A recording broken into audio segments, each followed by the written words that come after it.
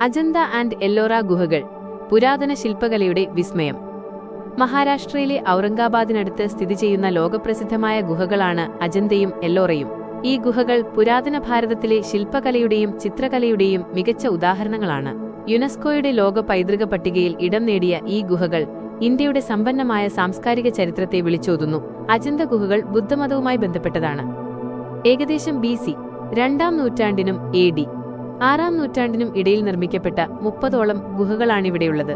ഈ ഗുഹകളുടെ പ്രധാന ആകർഷണം ചുമർചിത്രങ്ങളാണ്, ഫ്രെസ്കോസ്. ബുദ്ധന്റെ ജീവിതകഥയും ജാതക കഥകളും അതിമനോഹരമായി ഈ ചിത്രങ്ങളിൽ വർണ്ണിച്ചിരിക്കുന്നു.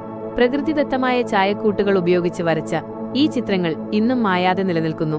ഈ ഗുഹകളിലെ വാസ്തുവിദ്യയും കൊത്തുപണികളും അതിമനോഹരമാണ്. എല്ലോറ കേവ്സ്. അജന്തയിൽ നിന്ന് ഏകദേശം 100 കിലോമീറ്റർ അകലെയാണ് എല്ലോറ ഗുഹകൾ സ്ഥിതി ചെയ്യുന്നത്. അജന്തയിൽ നിന്ന് വ്യത്യസ്തമായി എല്ലോറ ഗുഹകൾ ഹിന്ദുമതം, ബുദ്ധമതം, ജൈനമതം എന്നീ 3 മതങ്ങളുമായി ബന്ധപ്പെട്ടതാണ്. AD 600 മുതൽ 1000 വരെ കാലഘട്ടത്തിൽ നിർമ്മിക്കപ്പെട്ട 34 ഗുഹകളാണിവിടെയുള്ളത്. ഇതിൽ ഏറ്റവും പ്രശസ്തമായത് കൈലാസനാഥ ക്ഷേത്രമാണ്, കേവ് 16. ഒരൊറ്റ പാറയിൽ നിന്ന് കൊത്തിയെടുത്ത ഈ ക്ഷേത്രം ലോകത്തിലെ തന്നെ ഏറ്റവും വലിയ മോണോലിത്തിക് സ്ട്രക്ചേഴ്സിൽ ഒന്നാണ്.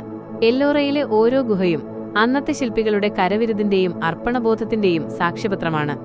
ഈ ഗുഹകൾ പുരാതന കാലഘട്ടത്തിലെ വാസ്തുവിദ്യ, ചിത്രകല, മതപരമായ സഹവർത്തിത്വം എന്നിവയുടെ ജീവനുള്ള തെളിവുകളാണ്.